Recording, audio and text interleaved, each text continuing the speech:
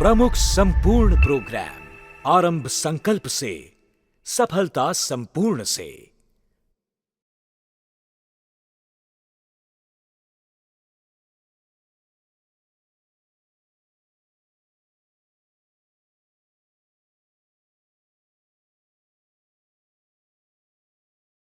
I hope you are doing very well. और एक देश जो जल रहा है, या कहा जाए एक देश जिसे जलाया जा रहा है, उसका नाम है ईरान। ईरान एक ऐसा देश जहां की सत्ता खतरे में है, न केवल बाहरी आक्रमणों से बल्कि आंतरिक विद्रोह भी इतना ज्यादा है कि हो सकता है किसी भी वक्त सत्ता को देश छोड़ के भागना पड़े। जी हां, हम बात कर रहे हैं ईरान की। हम बात कर रहे हैं ईरान के लीडर्स के बारे में, जिनका आंतरिक ईरान में ही इतना विरोध हो रहा है कि हो सकता है उन्हें अपना देश छोड़ के भागना पड़े। और इस सब के पीछे एक देश जो पीछे पर्दे के पीछे हंस रहा है, मुस्कुरा रहा है, जिसे पता है कि अब ईरान के पास जो भी संसाधन हैं, ईरान के पास जो भी रिसोर्सेज हैं, जो भी क्रूड ऑयल है, वो सब किसका हो जाएगा? मेरा हो जाएगा। जी हां, हम बात कर रहे हैं एक ऐसे देश के बारे में जिसका राष्ट्रपति न केवल अब एक देश का राष्ट्रपति है बल्कि दो देश का राष्ट्रपति है। जी हां, आपको सुन के शायद आश्चर्य लगे, लेकिन अब Donald Trump president of US के अलावा प्रेसिडेंट ऑफ वेनेजुला में है। अगर आप विकिपीडिया पेज पे देखेंगे तो आपको ये प्रेसिडेंट ऑफ वेनेजुला भी देखने को मिलेगा डोनाल्ड ट्रंप के नीचे। तो चलिए देखते हैं ईरान में क्या हो रहा है, ईरान क्यों जल रहा है, और Iran the brink of total collapse, a geopolitical analysis of the 13-day uprising and global power plays। ये बड़ी इंपॉर्टेंट लाइन यहां पे लिखी हुई है, ध्यान रखिएगा। ग्लोबल पावर प्लेज, ये देश अपनी समस्या के से ज्यादा दूसरों की समस्या के कारण जल रहा है। एक देश जिसके जो संसाधन है, जिसके जो रिसोर्सेज हैं, साथ ही साथ राजनीति में जो भी हुआ है वो भी एक प्रमुख कारण है इस कोलैप्स का। तो चलिए समझने की कोशिश करते हैं कि वाई ईरान इज बर्निंग। तो internal revolt, 13th day of national wide protest sparked by 120% hyperinflation and deep-seated dissatisfaction with the theoretical leadership। एक होता है इन्फ्लेशन, और इन्फ्लेशन देश के लिए अच्छा भी है। हम बात करते हैं इन्फ्लेशन रहे, लेकिन कंट्रोल में इन्फ्लेशन रहे। 2%, 3%, 4% इन्फ्लेशन होना चाहिए ताकि देश तरक्की करता रहे।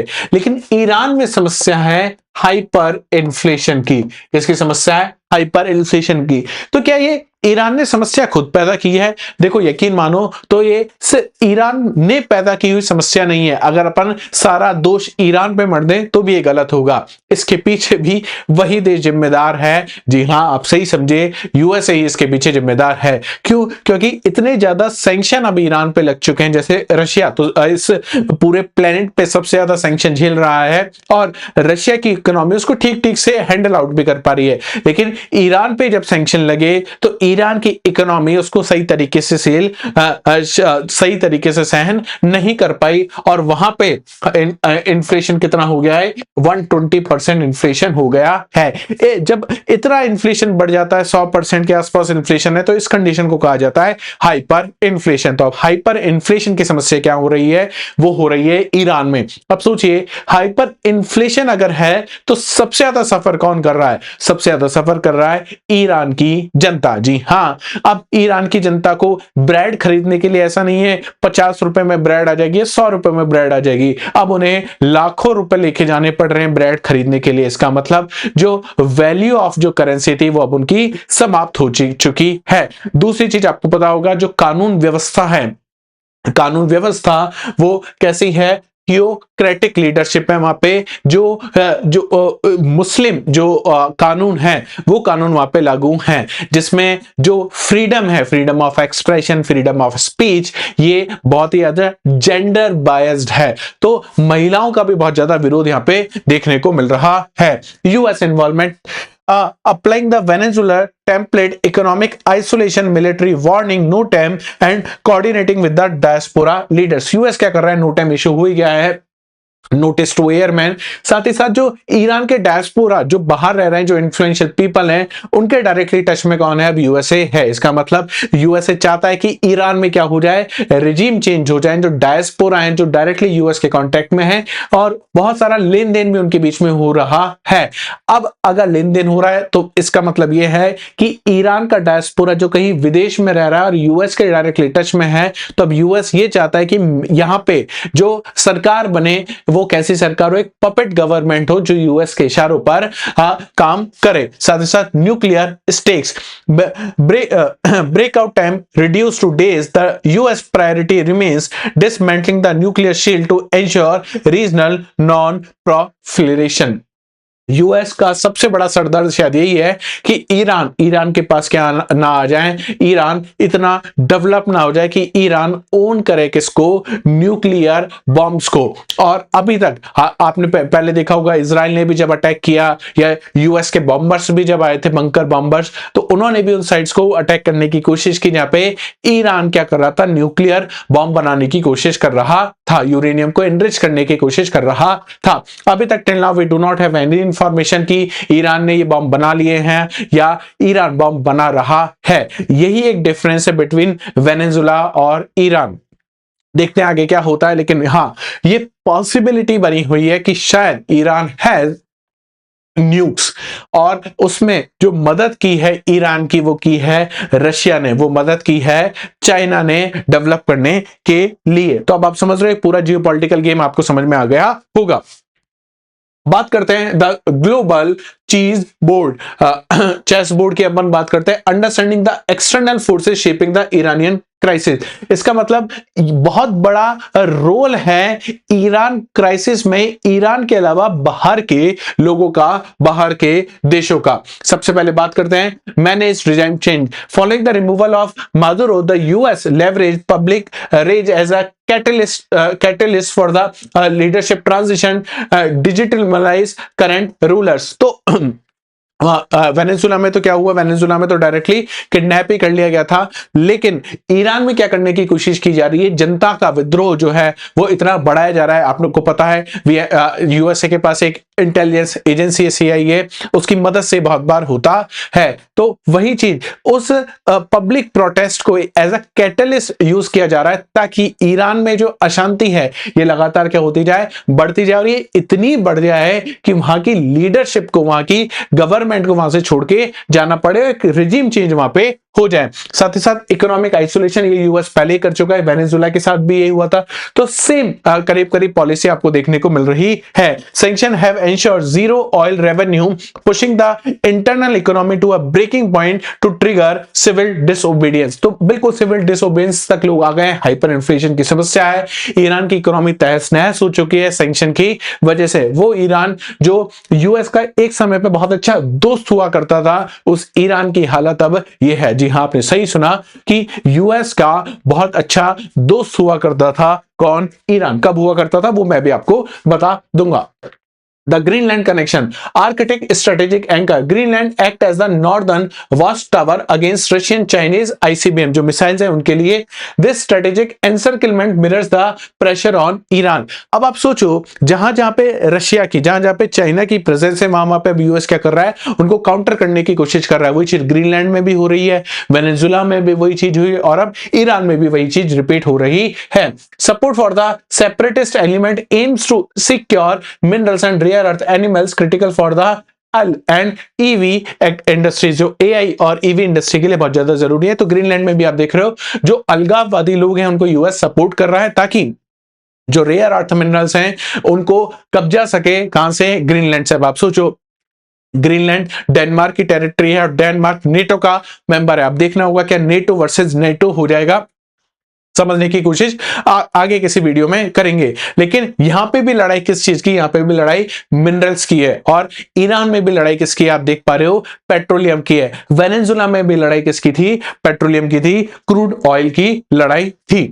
Part 2, the internal combustion. अब आप समझो कि इंटरनली ईरान में क्या क्या हो रहा है, जिसको यूएस कैटलिस्ट की तरह यूज कर रहा है।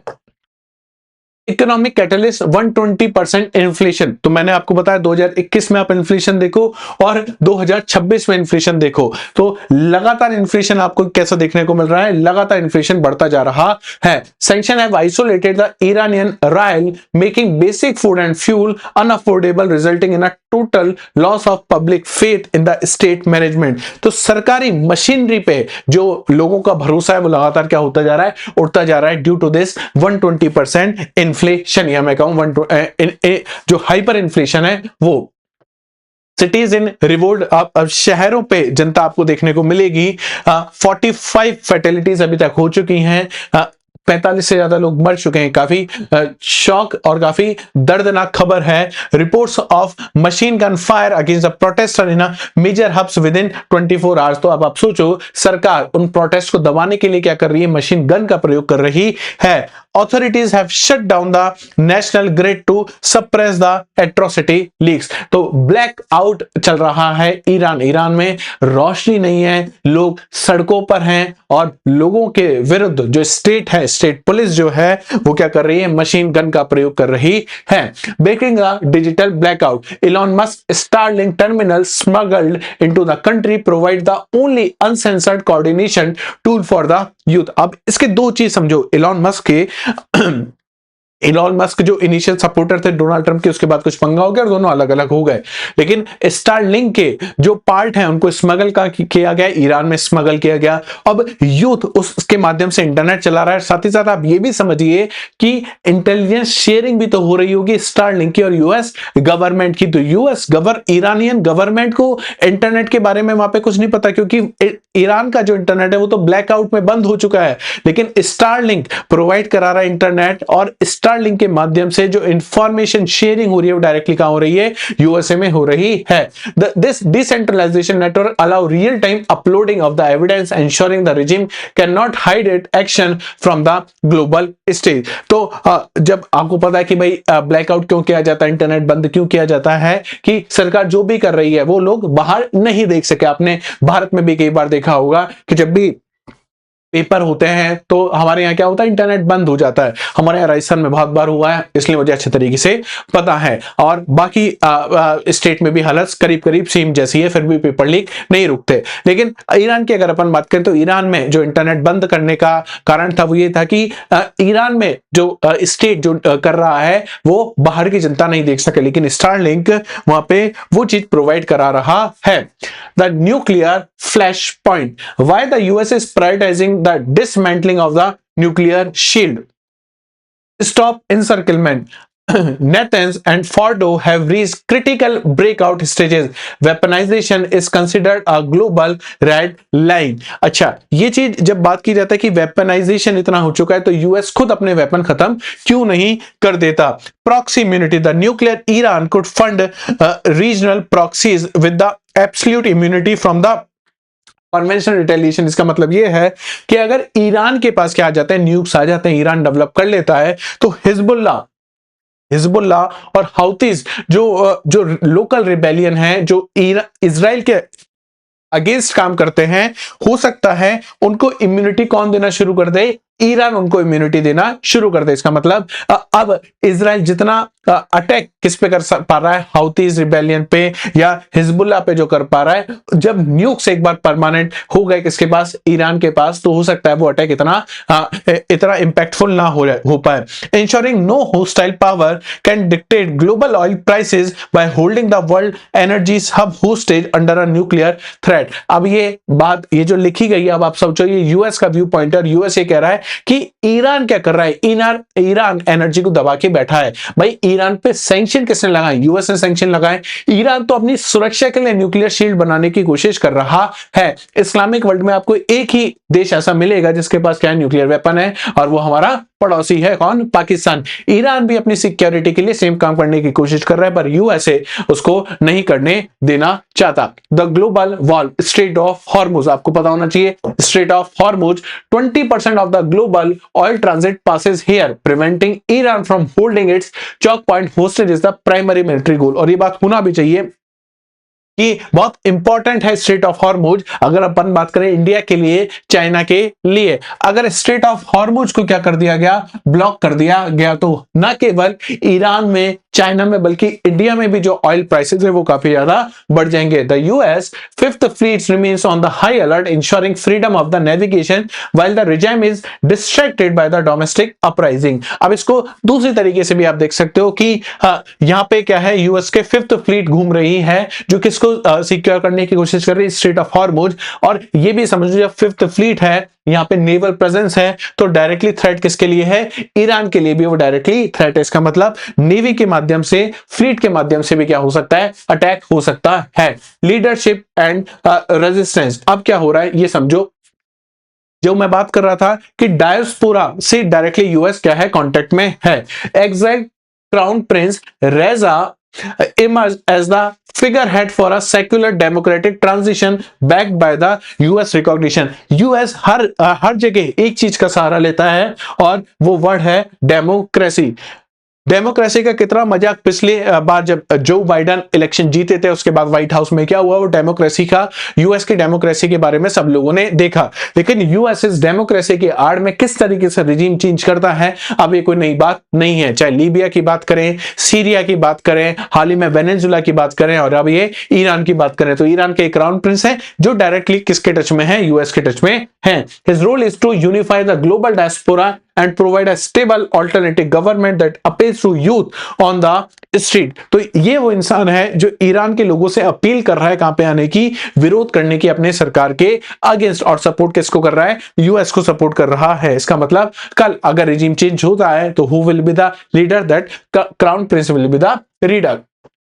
सिंबल्स ऑफ द सिंबल्स क्या यूज में किए जा रहे हैं, ब्रेकिंग द रेडिकलिज्म। ये बात बिल्कुल सही है कि ईरान में जो फ्रीडम ऑफ स्पीच है, फ्रीडम ऑफ एक्सप्रेशन है, इवन कपड़े भी आपको कैसे पहनने हैं, बाल कैसे होने चाहिए आपके, ये सब कौन चूज करता है, ईरानियन गवर्नमेंट चूज करती है। स्पेशली क्या है, जेंडर बायस्ड है, महिलाओं के लिए ये सारी चीजें काफी हालत वहां पे खराब है महिलाओं की। इसमें कहने में कोई आपको कोताही नहीं होनी चाहिए कि वहां पे बड़ा ही दुर्व्यवहार किया जा रहा है किनके साथ, महिलाओं के साथ। The image of the women burning the poster and smoking the public represent a total rejection of the theocratic norms। जो नॉर्म्स किसने लगाए थे, ईरानियन गवर्नमेंट ने महिलाओं पे लगाए थे, उन सबको नेग्लेक्ट किया जा रहा है महिलाओं द्वारा। और ये बात एक सोवरेन कंट्री में, एक फ्री कंट्री में शायद होना भी चाहिए कि मैन और वीमेन कैसे होने चाहिए, बराबर होने चाहिए। This cultural shift is the backbone of the resistance moving from a protest against rulers to a revolt against the entire system।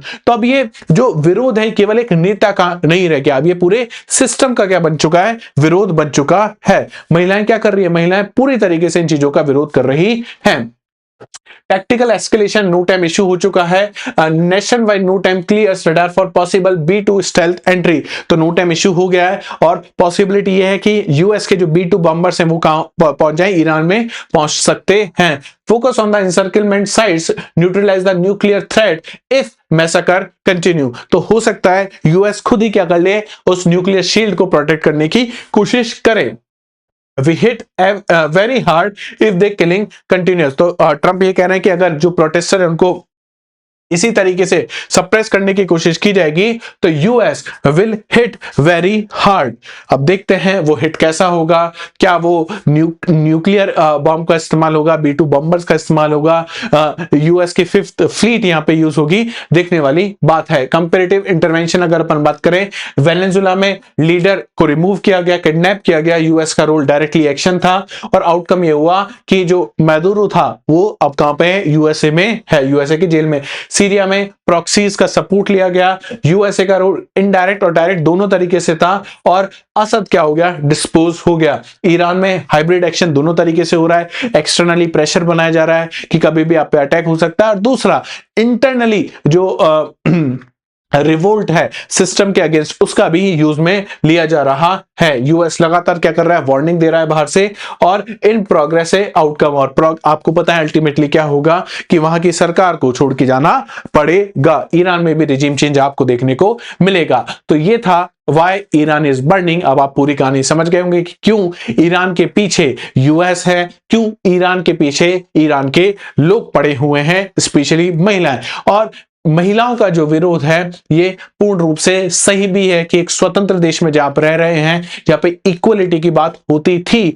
और यूएसए 1970 से पहले आप देखोगे तो जब तक नेशनलाइज नहीं हुई थी चीजें, तब तक क्या था, यूएसए के साथ बहुत अच्छे संबंध थे ईरान के। एक बार नेशनलाइज हुई, शाह एरा जब आता है और उसके बाद चीजें यूएस और ईरान के अगेंस्ट में हो जाती हैं। अगर आप पूरी कहानी सुनना चाहते हैं यूएस की और ईरान की तो प्लीज मुझे कमेंट सेक्शन में बताइए, हम लोग नेक्स्ट क्लास में डिस्कस करेंगे यूएस और ईरान की पूरी कहानी। उम्मीद करता हूं आप समझ गए होंगे व्हाई ईरान इज बर्निंग और आगे क्या क्या पॉसिबिलिटीज हैं ईरान में होने की। तो मिलेंगे नेक्स्ट सेशन में, तब तक अपना ध्यान रखिएगा। लेकिन उससे पहले एक बात और, अगर आपको सेशन पसंद आया है और बीएपीएस के ये करंट अफेयर्स के वीडियोस अगर आपको पसंद आ रहे हैं तो प्लीज सेशन को लाइक करें, शेयर करें, चैनल को सब्सक्राइब करना ना भूलें और कमेंट सेक्शन में बताना ना भूलें कि आपको